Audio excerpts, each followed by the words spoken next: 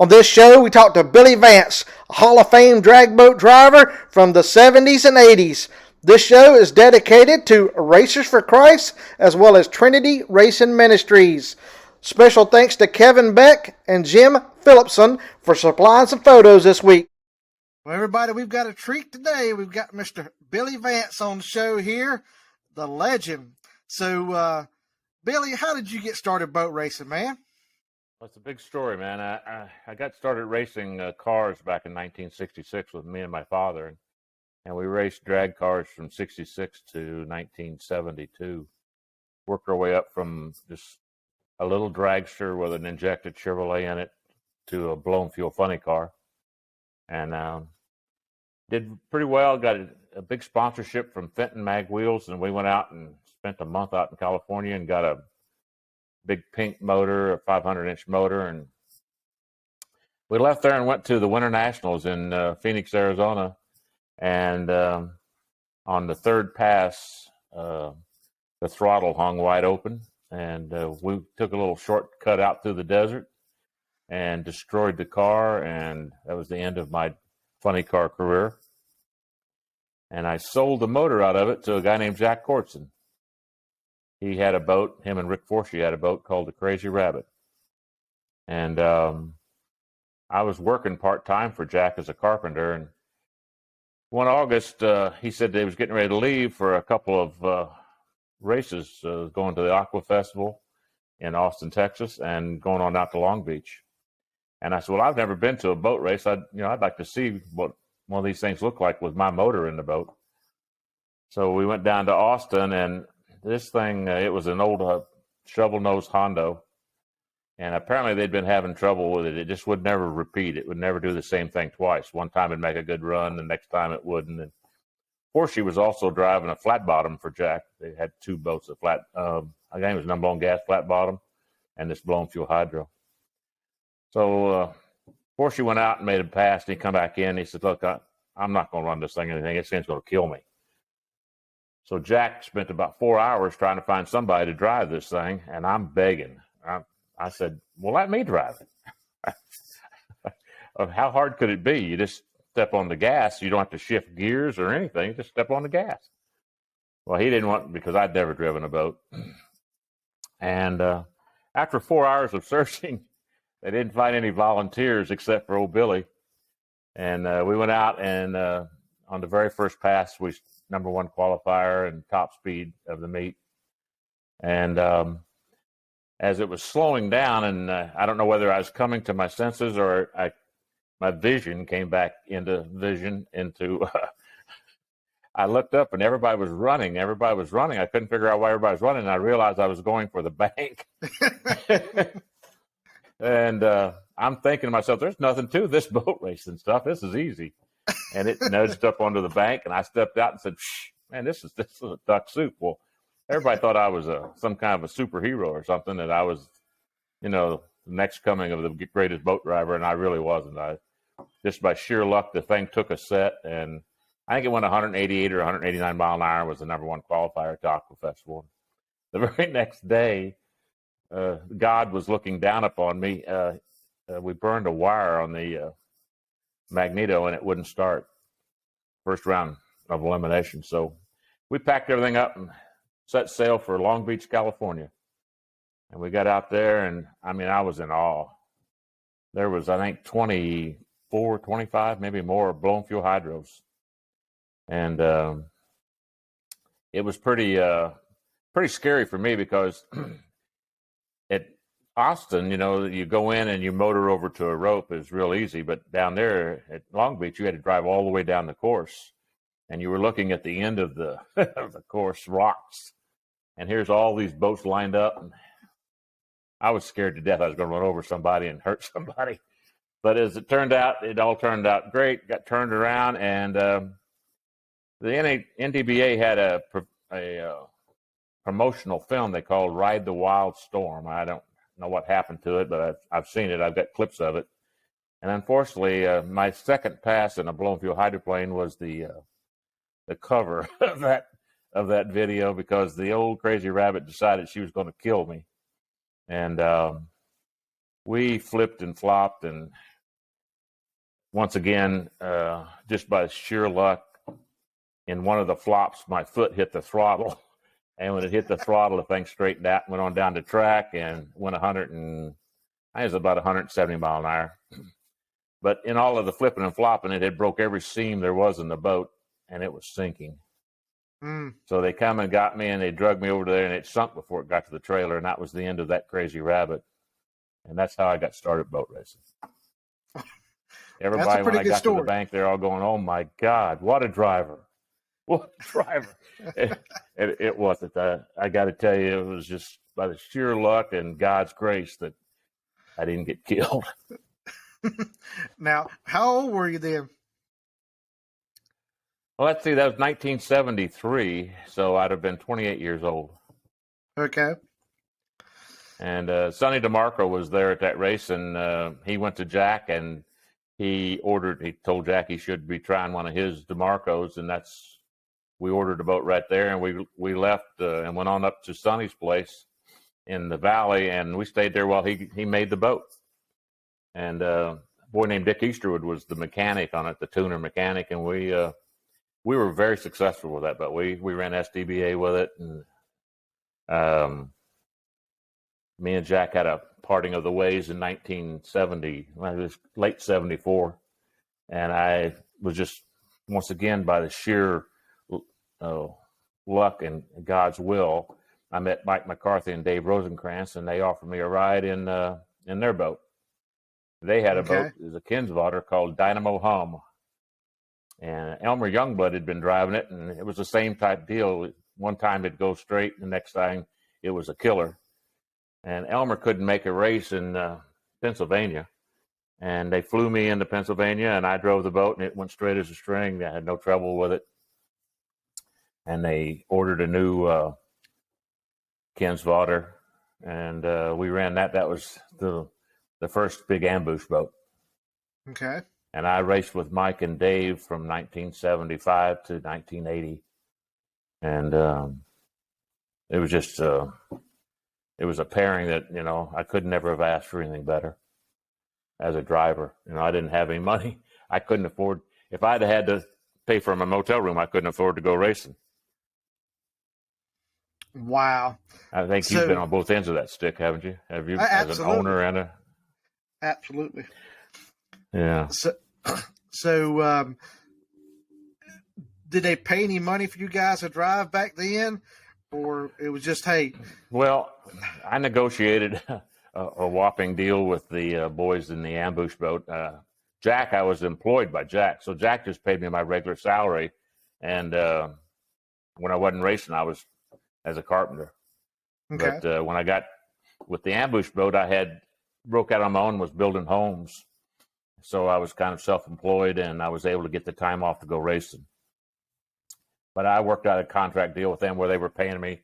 There's no big money. I mean, it was not a wage where you could live on it. Right. And back then, $1,000 was a big purse back then. Right. So most of my deal was all just, I wanted half of anything we won. If we got paid show-up money, we got a lot of show-up money back then. The tracks would pay us to come in a day early and do radio, TV, whatever. And they would pay us a little bit of stipend money. And so I got a little bit of money out of that. It was never big. When McCarthy sold a thing to a boy named Carl Helcher up in Flint, Michigan, I negotiated a real contract then where because he didn't want me to work. He just wanted me to drive the boat. And back then we was only running 10 or 12 races. So, there was a lot of downtime. Yeah. But the money that I was getting from him was enough to where I could live. I got a place to live, a car to drive, and X number of dollars as a salary plus half of anything we won. So it was money to where I could at least live. But he owned an ambulance company, and we had so much downtime, I became bored, and I went to school and became a paramedic. Okay. So Helcher and his family, they moved to Florida and just gave the ambulance company to me to run. So I was there for 3 years, and The racing part of it wasn't so much fun back then because he didn't have the money that McCarthy and them had. But the experience that I gained through the paramedic end of it was just life altering to me. At that age, I said, I wish I'd have known this earlier, because I would probably became I don't say I'd be a doctor, but I would probably been a physician assistant or maybe a registered nurse or something like that, because it was a very fascinating time in my life. I enjoyed it. Very interesting. So building homes and going to run a paramedic business, huh? Wow. I'm telling you, this old boy right here, you know, I've done just about anything. I worked for Ford Motor Company for 4 years on the assembly line building trucks, and I've dug ditches. I was a laborer for a guy. That's how I got into the home building part of it. I was a laborer for a guy, and he worked me up from being a laborer through being a carpenter and being all of the other things, the trades that we were doing. And when he started building box culverts, they call them bridges, but they're box culverts. I didn't like that as much. It's really, it was really bad work, because the weather affects you so bad because you're in a riverbed or a creek bed. So I got out and broke out on my own and got hooked up with a realtor, and he was developing some real estate, and he wanted to sell homes. So he'd sell the house and I'd build them. It was it was a really good deal for me. Once again, God was there and led me down a path that I was very successful at it. We unfortunately, I don't know, you're not that old, but 1978, 79, in a prime interest rate went to 21%. And I had 4 houses under construction, and luckily I had they had loans that were locked in. So I finished those homes, and I got out of the home building business, and I moved to Detroit, Michigan, and I became a full-time boat racer in 1978. After I finished those homes, I lived. McCarthy gave me a place. He had a condo, and I moved into the condo and Carter Drive. 78, 79, and 80. All I did was just race. Man, fairy tale. A lot of partying. I can say it now. You know, back then the boat racing was really, there was a party and a race would break out. We had some really good times back then. Things that probably can't talk about here on your podcast, but we had some very good times. Anybody that was around back in those days knew that there was if there was a boat race in town, there was a party. Yeah, that's awesome. There were some characters back then, Anthony Simone, Kenny West. I could go on, but we had some good times. Definitely. So once you finished out running the ambulance company or whatever, and what did you go to driving next? Well, what happened was I've never been known to be very quiet about my feelings. I don't have a poker face, and I was becoming increasingly upset with the performance of the boat. Ambush was to me, it's almost like a trademark. I mean, when Ambush came to town, we were a heater. We might not win the race, but we'd leave some scars on you where you know that we had been there. And Helcher, through no fault of his own, the business was just not as good as it was, and he was having some personal issues. And I complained about, we just don't have the parts. We got to have parts. If you don't feed those things are monsters. If you don't feed them, you're just not competitive. And he was happy just to go and show up. He didn't care if we won or not. And that was not me. I wanted to be competitive. I wanted to be able to, if we couldn't win. And the problem was that at the juncture, when I went from McCarthy to Helcher, Rick Hendrick and Jimmy Wright got hooked up. And you know that story. I mean, they were the elephant in the room. So we were swimming upstream pretty good, but we just couldn't do anything because we didn't have the parts. And as once again God intervened, we were racing in Litchfield, Illinois, and I actually won the race. I beat Jimmy Wright, and he unfortunately was killed. And I don't know what the time frame was. I want to say it's probably 2 months or maybe 3 months after that, I got a phone call from Rick and asking if I'd be interested in driving a boat for him. He was going to build another boat, and he was going to be in it just for 1 year. But he would move me to Charlotte, North Carolina, and I could sell cars. I could work on whatever. But he would, once again, he gave me a place to live, a car to drive, and a salary. And I went, that was a Saturday morning, I got the phone call. And I went to Kmart. I'll never forget it, because I went in and I said, I need the biggest suitcase that you guys have. And I bought the biggest suitcase, and I threw everything that I could put in that one suitcase. And I kissed my girlfriend at the time. I had been with her, and I'd met her in December of 80. This was June of 83. And I kissed her and said, look, I'm going to North Carolina, and, you know, we'll work out whatever we could work out. I did not want to lose her. I didn't want to give her up. But I had to go where I thought was the best for me.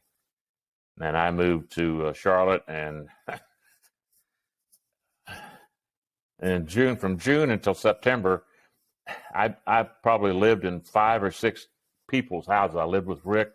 I lived with Papa Joe Hendrick. I lived with Richard Broom. I lived with Randy Dorton. At that time, he was the mechanic for Rick's up-and-coming NASCAR. I mean, I lived every place. And we finally got off the road long enough for me to find a motel or a hotel. An apartment. And I got an apartment, and I raced for Rick until he gave it up in, I guess it was October or November of 83. Okay. And he sold everything to Gordon Padgett. And there wasn't much out there. I tried to find a ride. Rick told me I could go to work for him with the NASCAR thing. And the NASCAR thing was just absolutely, I don't want to offend anybody, but I told Rick if I wanted to see somebody run in circles, I'd watch my dog chase his tail. And you can imagine that went over pretty big in church. And another one of my great decisions, I guess, I chose not to go to the NASCAR thing, and I just started selling cars for him. And I ended up working for Rick selling cars to 1995. And then, but in the winter of 84, I guess it was the winter of 84, I got a call from a guy named Gary Cravens, and he had a competition hydro, and he was wanting to go blown fuel hydro racing. He had a nice little business that he could afford to go racing. And I told him I just didn't think I was interested in going with somebody who was green. You know, he had no experience with fuel. He'd been running a boat that was running 110, 115 mile an hour, you know. And we kind of talked back and forth. And then, I don't know, 2 or 3 weeks, he called me and said, would you do this for me? He said, would you write a wish list? Let's say that you were going to write a wish list. If you were going to build a blown fuel hydroplane, what would you need? Who would you get to do it? Right on down to the mechanic and the truck, the trailer, everything. And I wrote up this list, and I told him that I wanted Ronnie D. Hayes. I would use Ronnie D. Hayes as my mechanic because I thought he was pretty dependable.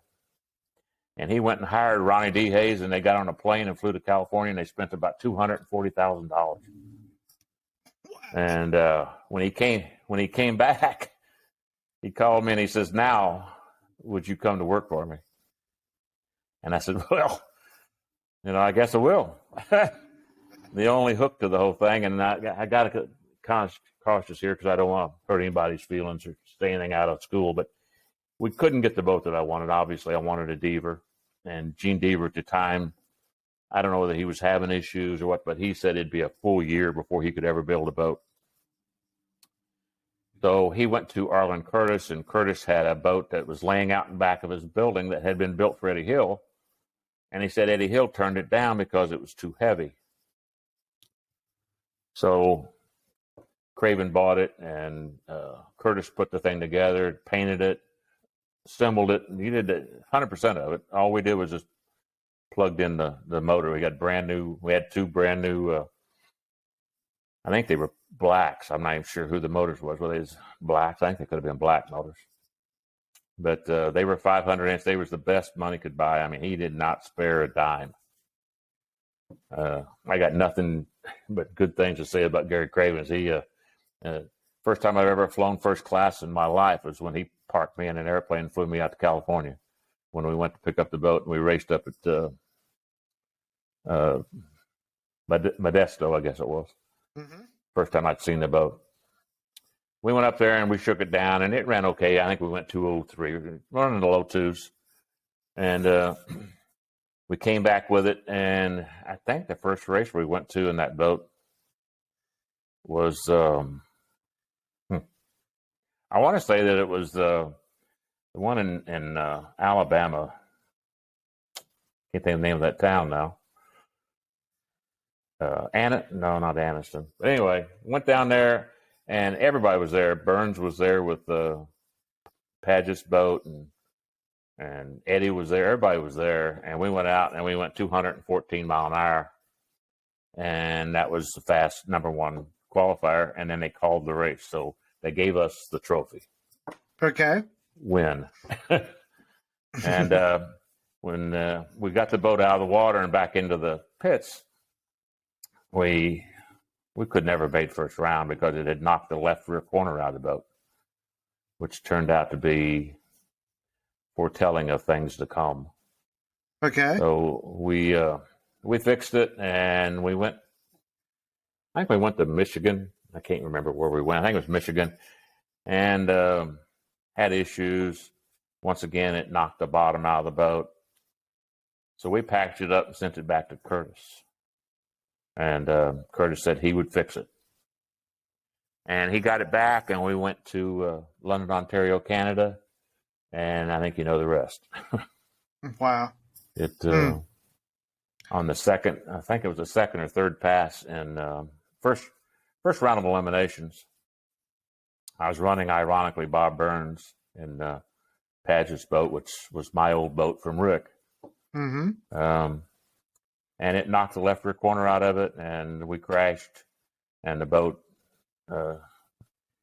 came apart, and the motor came out. And when my parachute deployed on my back, the motor hit me. And I was, by all rights, I should have died. I mean, once again, I got nothing but to say, but thank the good Lord. The good Lord was there with me, and he said it just wasn't time for me to die. I was in the hospital in London, Ontario, Canada from June until the 1st of November. And wow. They had been trying to get me to amputate both my legs, and I wouldn't let them. And the story gets so involved is the water at Lake Fanshawe is surrounded by farmland, and they had just sprayed fertilizer on the backside on the farmland, and then it had rained and washed the fertilizer into the lake, which turned the lake into just deadly water. So not only did I have multiple fractures, my right foot was basically severed. It was just hanging by skin. I was missing 6 inches of both bones in the lower right leg, and then the infection set in. I got infection in the bones. I got infection in the meat. They was trimming on me like I was a Saturday night steak. And when they finally got me healed up enough to where they would let me go, they wouldn't let me go. I got Connie Coletta to come up and get me in one of his air ambulances, and they flew me to Kansas City, Missouri. And I got a doctor there who specialized in bone loss, cancer of the bones. But because of the bone loss, it was very similar to what I had. Okay. And he was able to save my legs and got me upright. I went to Indianapolis and met with Dr. Terry Trammell. I tried everything to try to save my legs, you know. Mm-hmm. And here I am, was it 40 years later? Still got them. That's awesome. the awesomeness of the doctors in Canada and in Missouri, Kansas City. They did some pretty awesome work to save what I got. Mm-hmm. That it's just a testament to the power and the strength of God, actually, that all of this is still working. And they warned me when I wouldn't let them amputate my legs, that said in later in life, if you're lucky enough to keep them, you're going to be having a horrible time with arthritis, osteoarthritis, because of all the damage to the bones. It just apparently leads to that. I'm not a doctor, but that's what they told me. And you know what? They weren't lying to me. Mm. I'm becoming pretty crippled up. It's hard for me to get around. I'm still upright, but I ain't running any marathons. Right. Yeah. Mm. So, a prop didn't break. You just think the boat came apart on it, huh? Rough water. Oh no, we without getting real specific, and I hate to say this because I love the sport of boat racing. Yeah. Believe me, Yeah. I gave my life for the sport of boat racing, and I sued the boat manufacturer. Mm-hmm. We had proof what happened, and not only just in video and audio, and we had what was left of the boat to show that there was a failure. And I'm not blaming anybody. Let me tell you what happened was I had insurance through Rick Hendrick, and before they would let me, I was in ICU for 18 days. You can imagine. We had like a $10,000 insurance policy at ADBA, and that was gone in like 3 days. And the hospital came to my mom and dad and said, we're concerned about how you're going to pay for this. And we said, well, we've got insurance. So the insurance company, Rick's insurance company, sent a letter to the hospital saying that they would guarantee up to $1 million. And after I got out of ICU in 18 days and went to a surgical floor, I was having surgeries. It seemed like every other day. They were trying to either cutting skin off of me or something, trying to slow down the infection. I got served. The insurance company sued me and gave notice to the hospital that they were not going to cover the claim. So I was kind of left a rock and a hard spot. So I had to sue the boat manufacturer. And it was the last thing I ever wanted to do. And if it would, any other situation, if I just broke, till that motor hit me, it broke my left leg coming out. The video shows the left leg was broke coming out. Cooked my foot. If it would just broke my leg, I'd been in and out of the hospital and there'd been nothing to it. But I didn't get out of the hospital in Kansas City until the last of May, the 1st of June. It wasn't quite a year. So you can imagine what the hospital bills were like. And I'm not ashamed to tell you that, and I did not know this, my mother signed me up for Medicaid, because I had no income. Right. I didn't have a lot of money.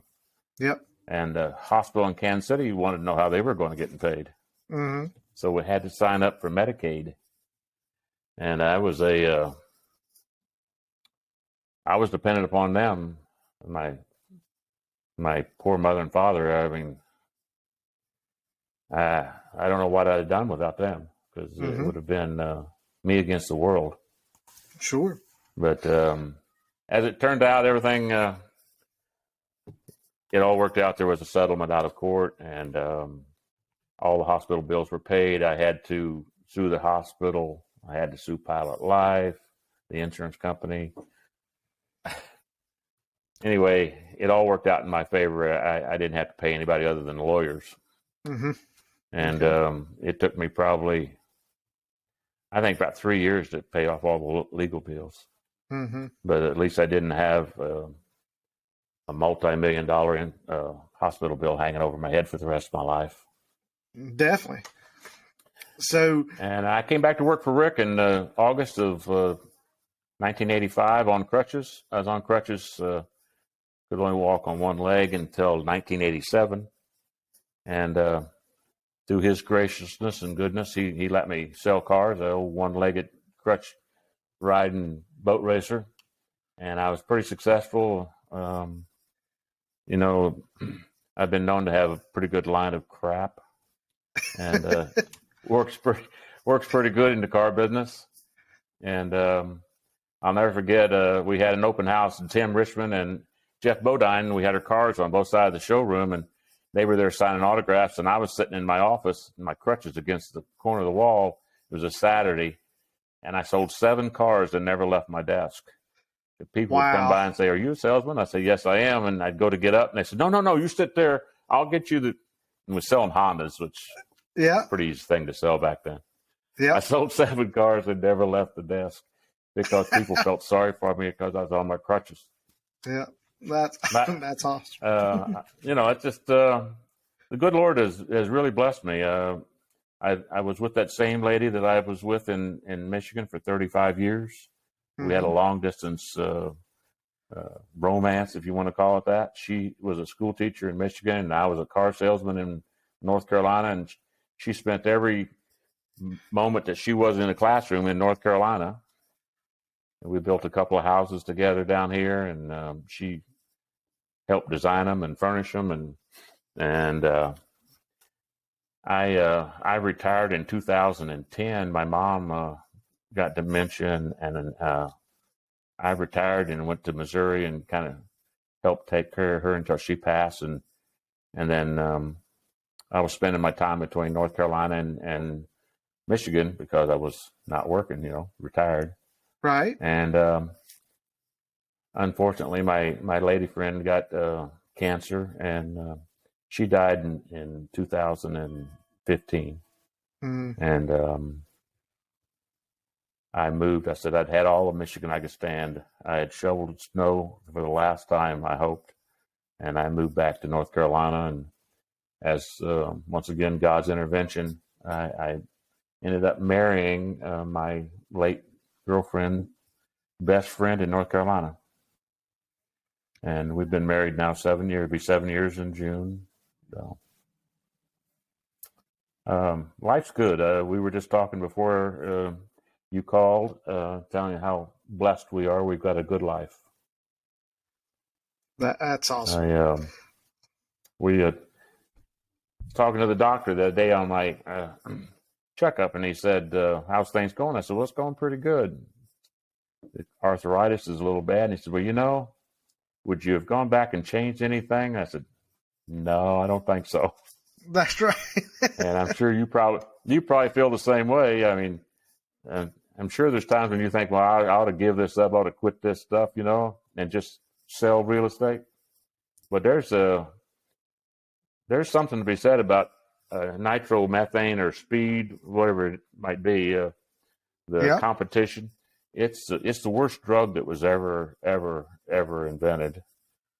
For me, it was always nitro. I never ran anything, but I ran gas dragsters, and we ran a lot of the big name guys. I ran Shirley Muldowney, actually raced when she was running a twin engine gas motor car up at Indy. So I've known people and been places and seen things, and we worked our way up to a fuel car and then got into the fuel boats. And there's just something about the smell of that nitro. It's an aphrodisiac, if you will. Yeah. And there was somebody on Facebook today was saying that, you know, he was going to go racing. He was going to just quit his job and he was going to go racing. And somebody said, "Well, you better have $1 million." And I came back and said, "I don't think $1 million is going to get you very far. In today's atmospheric pricing, $1 million might get you started, but I don't think it'd carry you very far unless you was racing a very small class." Yeah. Yeah, it's amazing what it costs. You run alcohol, right? Yes, sir. Yep. So. And they're running those things so hard now that they're almost like a fuel motor. You got to feed parts in them. Mm-hmm. I think Yep.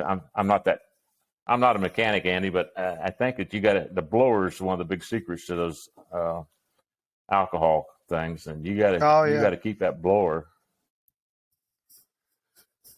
For sure. So it's the price of fun, the price of going fast. It's all related to dollar signs, really. That's right. How Speed fast you want costs. to go? How How fast much money you do you want want to spend? That's right. Yeah. So, what is the fastest you've been? Well, in a boat, 214. Now, once again,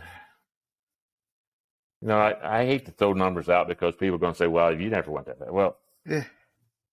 how many times do you ever go to a racetrack and they give you a time slip and then they disallow it? Yeah. In this is my big story I tell about time slips.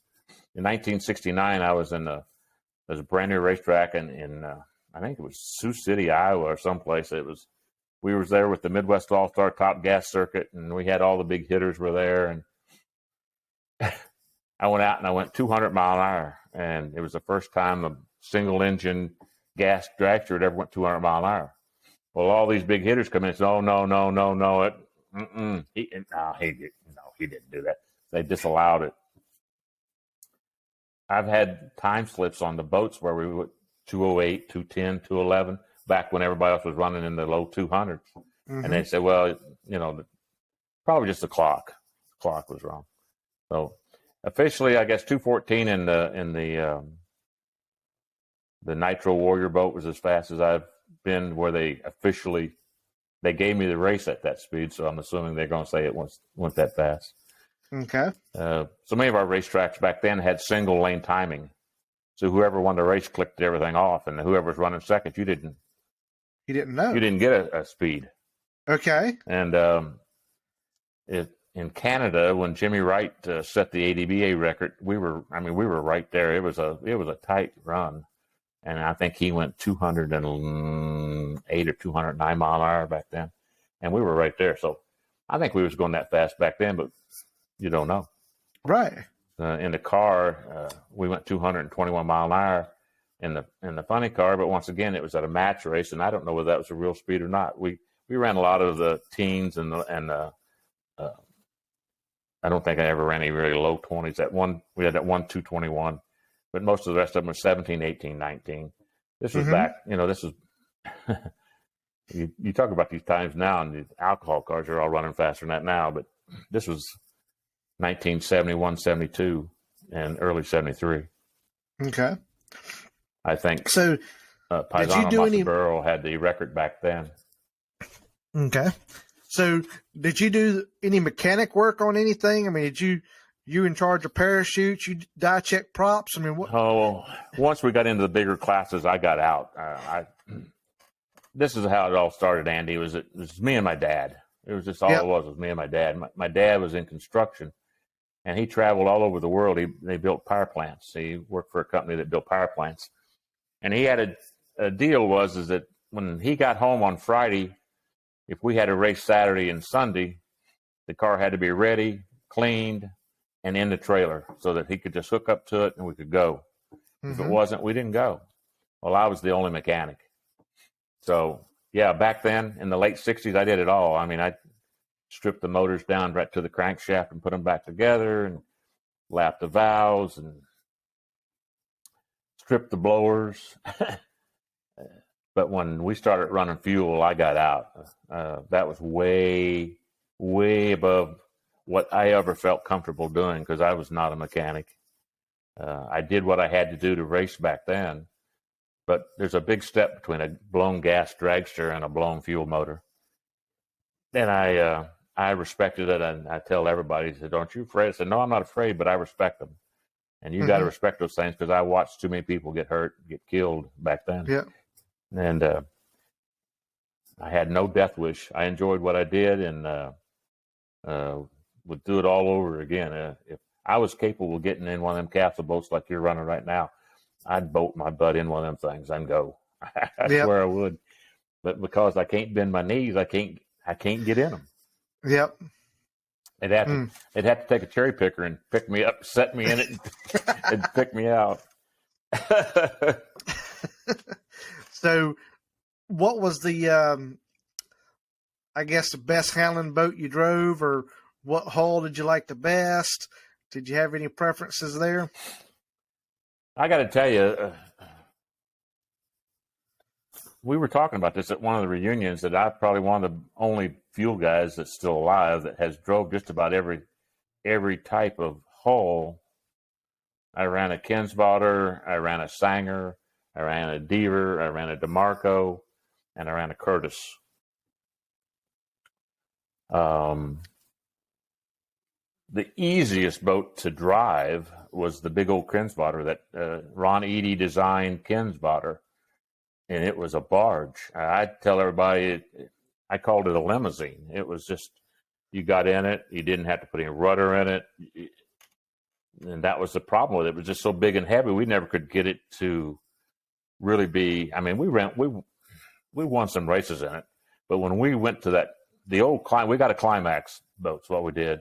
Mm-hmm. Sanger had a Climax boat that he was replacing, and we bought it. And that was the second ambush boat. And that boat, it was like a slot car. You know, I assume you do, but you know, I taped the center of the steering when the wheel is centered. Put a piece of tape or a zip tie on it so I'd know when it's centered up, and I knew that I could crank it about that much. Yeah. And that baby, she'd go right down the racetrack, and it repeated, and we didn't. We never had any issues. We had more issues with gear, but never with the boat. I mean, we had problems with the whip strut and props, but the boat was good. Gene Deaver.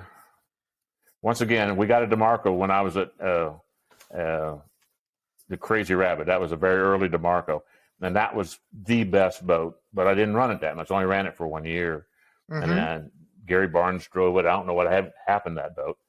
But then Gene Deaver, and maybe I'm talking out of school, but he splashed that boat. He might have made some changes to it, but that was nothing but a DeMarco. The Deavers were. And the Deaver that I got when I was at Helcher went and got a Deaver. And once again, I don't want to talk ugly about it, but it was a horrible deal.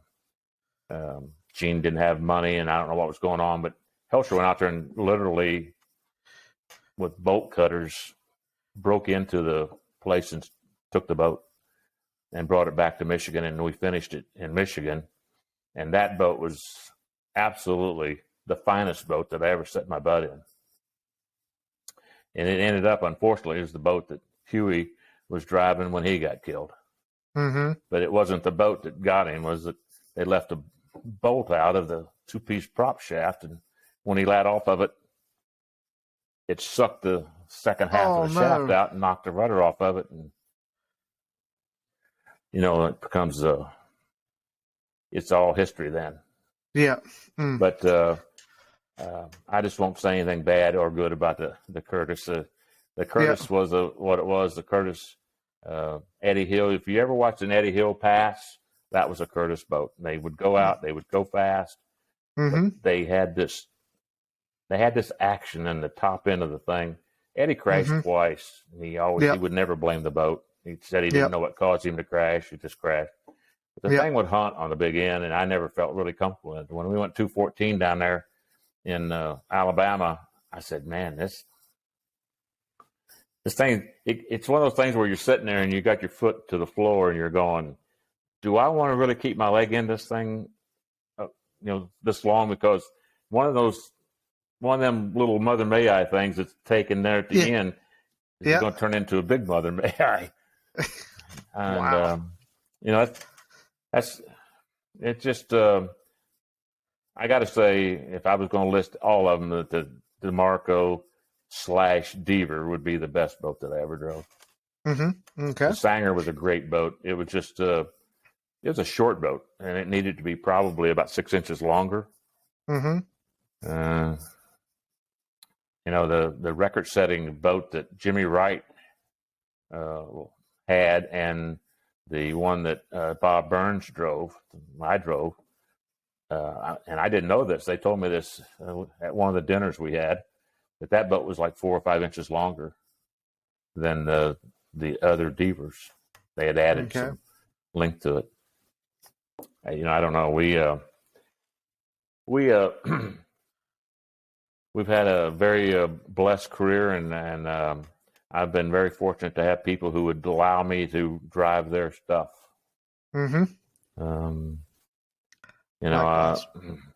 There's people out there, I'm sure they're much better drivers than I am, and there's people that, if given the opportunity to have the equipment that I had, would have been very successful people, But once again, I just through the good fortune of meeting people, or people saying, "Hey, Mike McCarthy and Dave Rosencrantz," just out of the blue.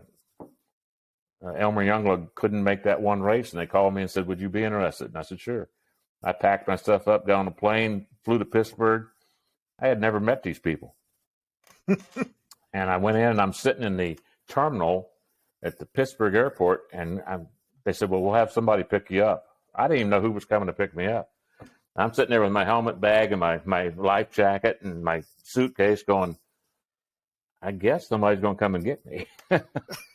And that was the start of that unbelievable relationship that we had. And we're, to this day, Dave Rosencrantz and Mike McCarthy we're almost like brothers. We had an unbelievable run there. The ambush boat was, like I said, it was a franchise. When we'd come to town, if we didn't win the race, they knew we'd been there, and that's what was the whole thing. When you've been there and you leave on Sunday night, you want somebody breathing hard. If you didn't win, you want somebody breathing hard. The fact that they did beat you, but they got some bumps and bruises on them because it took more than just the average run to get around you. Exactly. It was I'm a blessed individual. I got to tell you that. I hear people, say stuff, and I go, well, not really. I never, ever said, well, I'm a great driver. Yeah, man. I'm a great driver. Well, I wasn't. I was very fortunate. I was very blessed. And there were times when we won't. This is one of the prime examples, Andy, and I know you've had races like this, but we were running the High Points, North Carolina, and everybody was there. It was one of the 1978 when they decided they was going to have a quote unquote all SDBA, ADBA, and NDBA. We're going to run a points thing, and they're going to be a High Points champion, and going to run 2 races in each thing, yada yada yada. And we got to High Point, and we were leading it. We were very fortunate. Hadn't won a race, but we had, like I say, when we got there, we got second round. We got to the final, but hadn't won a race.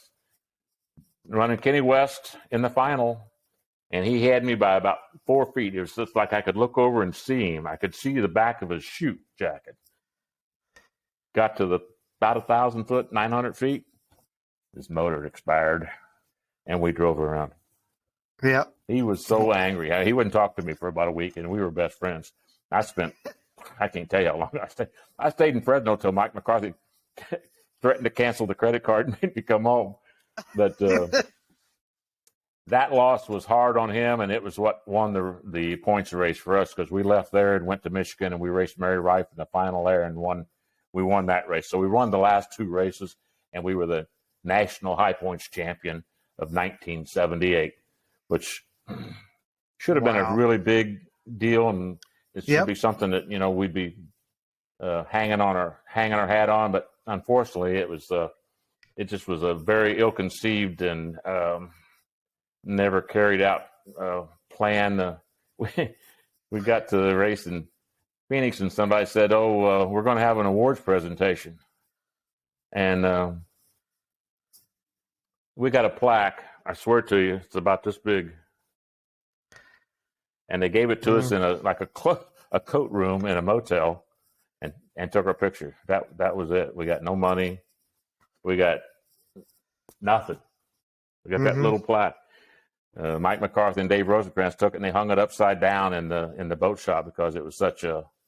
I can't tell you how many tens of thousands of dollars they spent to get that High Points championship, and we got a trophy that maybe cost $10. If it cost $20, I'd be shocked. But I told everybody the first time I went to Phoenix and saw what Lucas had done and how they were doing things, and I said, "You guys have no idea how lucky you are." I know there's a lot of hard feelings today about the way Lucas ended things, but Lucas, man, he was doing things right there for a while. Absolutely. I wish we'd had a chance. I'd like to have a chance to run for some of that. Exactly. Yeah. You know, there's a lot of things went down, I guess, that a lot of people don't know about, but it's not all Lucas's fault, you know. So, no, but anyway, no, well, yeah, you know, there's always two sides to every story. Exactly. I hate it for Augusta and how it turned out for Augusta. But I just hate that I never was able to race there. See, that race didn't exist when I was running. I think it came into existence right after I crashed. Right. Yep. And you know, that place that Lucas built there in Missouri. I mean, it's holy first moly! class. You get a chance to race in places like that, and they just did, you know. And I know that there's, like I say, hard feelings, and there's two sides to every story. But you go and look at these guys that's got all them rings on their fingers. Mm-hmm. I don't have one. Yep. And I was the ADBA champion 5 times, and I was that High Points champion 1 time. Ain't no rings. And we didn't have any big banquets like they had. Yeah. I know you've been fortunate. You've been there, have you not? I haven't been to a big Lucas banquet as a winner, but you know, I do have a couple of nice rings from SDBA and from Lucas Oil, so that I'm proud of, and I thought that was very neat. And you should idea. be. Absolutely should be. I like I say, it was just before my time. It's just the time that we ranched. That was not the way they did it back then. And we got jackets, and I've got a closet full of those jackets. We're very blessed to have the association we have now, and get to go play with our toys. We just got all support everybody, and that's the reason I told you I'm so grateful for what you do, all of your efforts trying to promote this thing, because when they lost Lucas, they lost a big stepping stone and an avenue to get this word about boat racing out to the general public. So many people don't know about it. And your efforts that you do is just it's awesome, Andy. And I told you when I sent you that text, I truly think that you need to be very proud of what you're doing, and I hope people are aware of what you're doing. You know, those when you start off with those qualifying hat things or whatever you were doing there. Yeah, there's just little stuff like that. I mean, it means so much to so many people. And now you've got this podcast. I wish you nothing but the best, and I hope that you're able to get this word out that, you know, boat racing's still around. There's still some guys out there, you know, like Mike here in North Carolina running the Nitro Nuts boat, and the boys there with Kevin Kinsley, whatever they call that boat. I'm Liquid not sure Voodoo. What they call that boat. Yeah, Liquid Voodoo. Yeah. They people don't. I mean, the tens of thousands of dollars that it takes to put one of those things up and down the road and into a racetrack just to try to entertain the crowd. And guys like you are out there really racing. You got. I mean, you have a full. Do you have a full field in your class? Not the last couple of years. You know, we're 4 to 5 to 6 boats. You know. Yeah. Well, they busted it up there for a while. You had the blown alcohol, and you had the Pro Mod, and you had the Pro Mod Outlaw, and kind of those are all blown alcohol boats, but detuned. Yep, exactly. So you were a hero of mine when I was in grade school, drawing pictures of boats and Billy Vance and, you know, Bob Burns, Eddie Hill, and, you know, Jimmy Wright. Yeah, I hope that you noticed in that one picture that I posted from our dinner this last weekend. I want to make sure I say this because what you're saying about hero and stuff. Bob Burns' wife Jeannie and his son John were there, and I've got pictures of. And back then he was called John John, little John John, and I goad Burns about it because I was John John's hero, not his daddy. Yeah.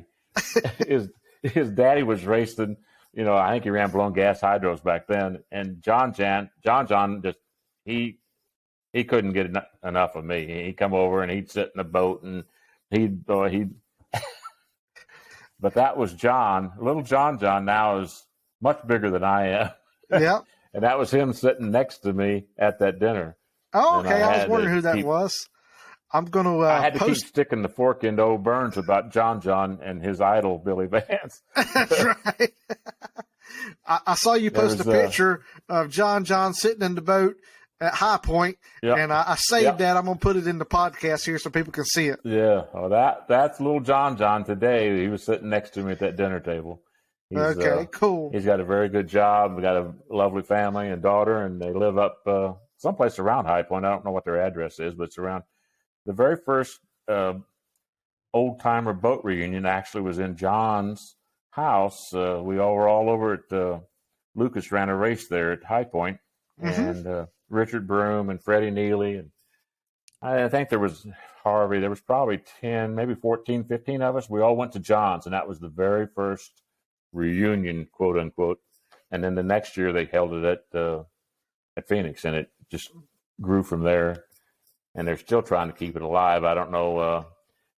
What we're doing now is I've been going to Marvin Savage's. Marvin Savage has an SDBA. It's not really SDBA, but yeah, he has a beautiful place in Weatherford, Texas, and he has a reunion there. They've been having it for 5-6 years at least, maybe more. And we went there the last 2 years, and we're going back again this year. And they draw about 100, 110 old boat racers, and we go there and we have a little food and tell a few stories.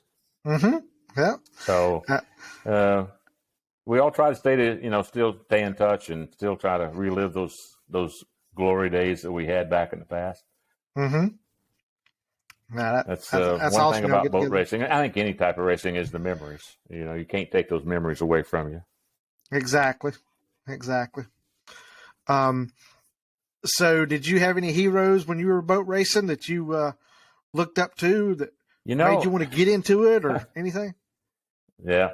See, I knew nothing about boat racing. All of my heroes were, and I hate to say this because I'm so far removed from it now, was circle track. I was raised, my uncle had back then they were called super modifieds. They're called sprint cars now, but it was actually a 32 Ford that was on a tubular chassis and ran a small block Chevrolet injected on alcohol.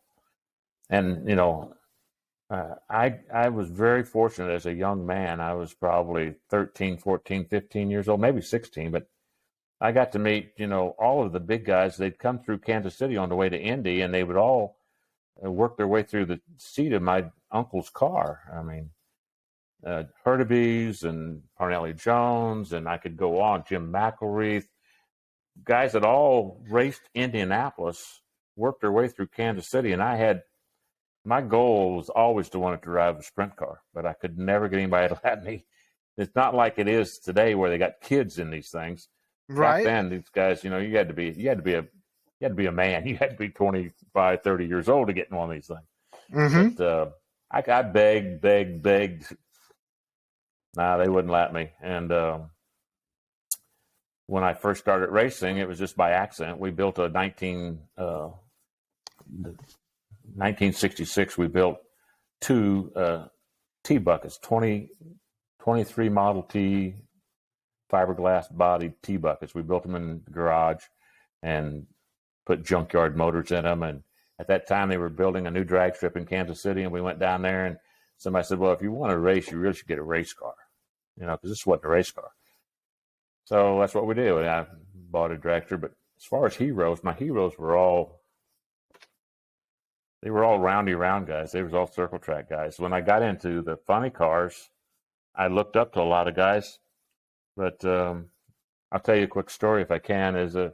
We went to Pink's and we had all this money to spend from Fenton, and we'd bought a new Suburban. That was a hot lick tow vehicle. Then it was a Suburban, and the thing got 3 miles a gallon. We had to stop. We had to carry 5-gallon cans to get it across Phoenix because it wouldn't go 100 miles. Yeah. But we got to Pink's, and Pink had a shop out behind, and he had what he called his shop, his house racers. There was Gene Snow, Don Schumacher, Billy Vance, and Don Prudhomme. Wow. And we were all there, and I mean, I was just like a kid in a candy store. I mean, Pat Foster's car was actually inside Pink's shop, and anyway, we had been there. We were there maybe a week, and Prudhomme, he got PO'd about something and built a wall so that we couldn't see his stuff. And I'm going. Ever since then, I said, man, he can't be my hero, not after he did that to me. I mean, Don Schumacher and Snow was as friendly as could be. They didn't care. They'd let me go in and look at everything they had. They would explain stuff to Bob Brandt was his mechanic, and he was as nice as could be, but he apologized when Snake came in and made him build that wall. He apologized. Said, Billy, he said, I'm sorry, but he just don't want you nosing around. And we were nosing around because we were brand new at this. We had ran the car for a year and a half with a 426 Keith Black iron block, iron heads, and we were doing mainly match racing. And what had happened is that Strip in Kansas City had booked in a 3-day show, a Friday, Saturday, Sunday show, and they called us and said, we're short a car. Would you guys come and fill? We'll give you $1,000 for the weekend. And if you do anything during the daily shows, you get that money too. The good Lord, whatever reason, we won Friday night. We won Saturday night. And we came out Sunday morning, and these guys had a meeting with the promoter, and they wanted to know who this damn ringer was they'd brought in and set in, because these guys were all touring pros. Here's this kid had a and as luck would have it, we got up first round Sunday and broke a injector line and got a little flash fire, and I shut it off. So we lost first round Sunday. And my dad, we got back to the pitch and said, son, I'm tired. I'm glad we lost. We had a contract with Goodyear, and we had Saturday morning, we had to go set up at a Goodyear store in Leavenworth, Kansas, and do a display. And we went to the store manager and said, look, we were running last night at midnight. We got to take the car apart. And he said, I don't care. As long as you're here, I don't care. So we took the body off of it and rebuilt the motor and everything in the parking lot at a Goodyear store in Leavenworth, Kansas, and then showed back up Saturday night and won that race. So that's what got us hooked and got us some attention. And we got this guy had a contact with Sears. We got Die Hard batteries, and we got Craftsman tools, and we got Fenton wheels. And we had for the time, a pretty big contract. And as luck would have it, when we crashed in Phoenix, we went to him and said, look, my dad, I was in the hospital for 3 days. It had a bruised heart, and it beat me up pretty good, but I didn't have anything broke. And my dad said, I'm done. I'm not going to take a chance of getting my son hurt. And Fenton let us out of the contract. Didn't want any money back. Wow. So that was very fortunate. And we sold all the parts off. Like I said, sold the motor to Cortson, and hello, boat racing. So, man, I've had an extremely I so much blessed, appreciate you life and spending time with us, career, sharing your life. With I us, appreciate Billy. all the kind words that people say about me, and I'm sure there's some that don't say so kind of words, because I came to realization back in 2014 when my girlfriend at the time was diagnosed with cancer, and we knew that it was terminal, and I had a real if you want to come to Jesus meeting with myself and realize that I was not a very pleasant person when I was racing. I had my hat size was probably about 6 times bigger than it normally really should be, if you know what I'm saying. Yeah. And every time I go see any of these old people, I think I spend as much time apologizing to them for whatever I might have done to them, because I was not I had the big head. I thought I was somebody, and I was somebody special, and in the grand scheme of things, I know now that I wasn't. I was just a little micro dot, and Yeah. very fortunate to have had the career that I've had. Yeah, to drive for the legends you've driven for through the years, and Rick Hendrick. I mean, that The guy's deal with Rick amazing. Hendrick, absolutely. I wish that it had went better. Unfortunately, we went out and we won the very first race. We flew out to California, and Deaver had put the boat together, and we picked it up and went. I don't even know which track it was. I'll tell you the truth. I didn't know where I was at, and they drug me down there, and we fired the boat up there in the pits. First time I'd sat in the boat, and we ended up beating Eddie Hill in the final. And oh man, we thought, whew, look out! And then we went from there to, I don't know where we went to. We went to someplace else and won that race. Went to St. Louis, won that race, and then it's up for discussion as to what happened. But some people say the horseshoe fell out, or you know what I'm talking about. But I always said that Deaver and Richard Broom got together, and they weren't happy with the boat. The boat was not running 220 mile an hour. It was running, 210, 212, 210, 212, 210, 212. It would repeat, but that's all it would do.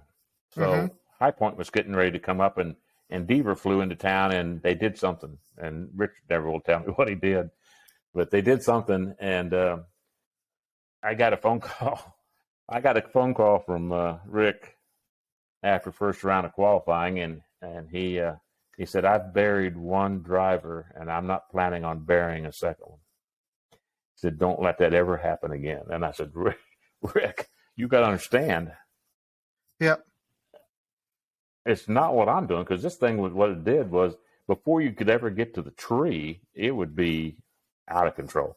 I mean, he had a picture. In fact, it hung behind his desk for several years, and it was in the front page of the High Point newspaper. And the boat was probably 3 to 4 feet. The front sponsons was that high in the air at the tree. Kind of looks like, some of the boats now when they're leaving from a dead stop, except this thing was motoring forward until I hit the throttle. And the minute I hit the throttle, it just. So we never hit a lick after that. We ran 2 or 3 races and never hit a lick. And Rick was glad to click it off. He was, and in a way I was too, because I didn't want to get hurt. Every race I'd get the same phone call from Rick, remember. And I remember, because that's my butt sitting in there. I remember. So I think it was somewhere around 82, 83. Y'all took the boat to a place up there at Lake Lookout, maybe at a race up there, and you drove it. It was like, I don't know. I was there as a kid. I just remember looking over and saying, "That's Rick Hendricks's boat over there." Seems like y'all were doing some testing there. I remember 83. Yeah, 83. We took it to Lake Norman. Yeah, but it wasn't a race. We just took it up to Lake Norman, put it out there, and made a couple of passes with it before the police came. The police came and politely told us that we needed to leave. Yep. Good old days. Yes, it was. Yeah. Yeah. Good old days. Yeah. Well, man, I can't thank you enough. Anything else you want to say before I let you go? I just can't. Once again, I want to hope that everybody that's watching this thing appreciates what you're doing for the sport of boat racing, because, old guys like us, we still like to go and we like to, sit around and tell the stories about the good old days, but we like to see you guys out there doing these things, like the girls, what's her, Shelley Ebert's name? Yeah. What's her name? Yeah. I mean, that girl's talented. She's got good equipment under, and she does well. And there's a lot of guys out there that's got the. I'm just amazed at the equipment, the towing equipment, the toter homes, the motor coaches, the semis, the stuff's there. I'd like to see the sport continue and hopefully grow. And guys like you do what your efforts. Hopefully, it's going to continue. I appreciate the kind words, sir. We'll try to keep honoring the legend like yourself in our sports that paved the way for us to go play. Well, I appreciate it, man. Thanks for tuning in to this week's podcast. Please give it a like. Please give it a thumbs up. Comment down below on what questions you would like our guests to answer in the future episodes. Also, please visit TrinityRacingMinistries.org as well as TeamRFC.org. These men and women pray before each boat goes down the track with our drivers, crew, and our fellow competitors. Thank you so much for all y'all do. Also, please keep in mind that we are so blessed in 2023 to have the facilities we race at, the associations we race with, because as you can tell from Billy's comments, it wasn't always a bed of roses. So let's make the sport bigger and better together.